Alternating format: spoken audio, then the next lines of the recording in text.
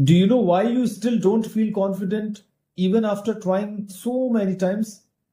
It's not because you're weak, it's because you are doing one big mistake.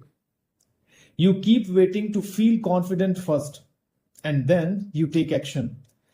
But confidence doesn't come before action, confidence comes because of action.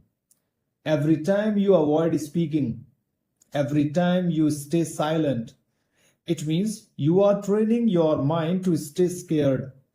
But the moment you speak, even if it is imperfect, you break that fear.